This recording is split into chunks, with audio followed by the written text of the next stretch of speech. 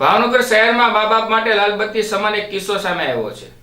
શહેરના ઘોઘર સીતારામના મંદિર પાછળ ખોડિયારનગર વિસ્તારના રહેણાંકી મકાનમાં 3 નાના બાળકો પતંગ ચગાવી રહ્યા હતા। તે દરમિયાન વીજ વાયરમાં પતંગ સલવાઈ જતા તેઓ કાઢવા જતા 3 જણાને ગંભીર શોટ લાગ્યો હતો, જેમાંથી એક નિકુંજ 10 વર્ષના બાળકનું ઘટનાસ્થળે જ મોત નીપજ્યું હતું, જ્યારે 2 બાળકીના ગંભીર ઇજાઓ થતા તાત્કાલિક સલટી હોસ્પિટલ ખાતે ખસેડવામાં આવ્યા હતા।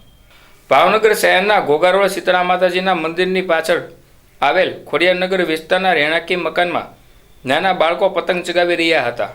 તે દરમિયાન ત્યાં જ રહેતા વિજયભાઈ મકવાણીની 2 પુત્રી ખુશી અને સેજલ અને 14 નાળા વિસ્તારમાં રહેતો 10 વર્ષનો બાળક નિકુંજ ગોકુલભાઈ મકવાણા જેવો વિજયભાઈના ઘરે પતંગ ચગાવવા ગયા હતા। તે વેળાએ પતંગ વાયરમાં ફસાઈ જતા અને તેઓ પતંગ કાઢતી વેળાએ 3 બાળકને શોટ લાગતા, જેમાંથી 14 નાળા વિસ્તારમાં રહેતો 10 વર્ષનો બાળક નિકુંજ મકવાણાનું મોત નીપજ્યું હતું, જ્યારે 2 નાની દીકરીઓને ગંભીર ઇજાઓ થતાં તાત્કાલિક સારવાર માટે હોસ્પિટલ ખસેડવામાં આવ્યા હતા।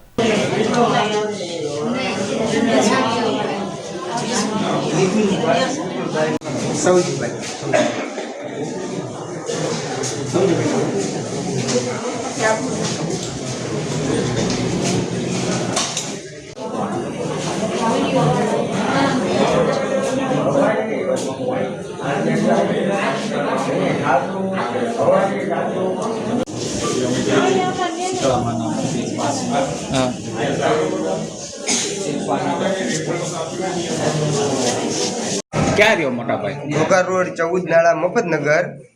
શું બનાવ બન્યો હતો અત્યારે? અમારા ઘર આગળ એવો બનાવ બની ગયો છે કે અમારા ઘરે જે 3 વ્યક્તિ રહેતા એના ઘરે ગયા હતા બહાર શીતળામાની પાછળ, બરોબર, ત્યાં અનજોનો બનાવ બની ગયો છે, જ્યાં અમારા છોકરાને ચોટ લાગ્યો છે પતંગ બાબતે।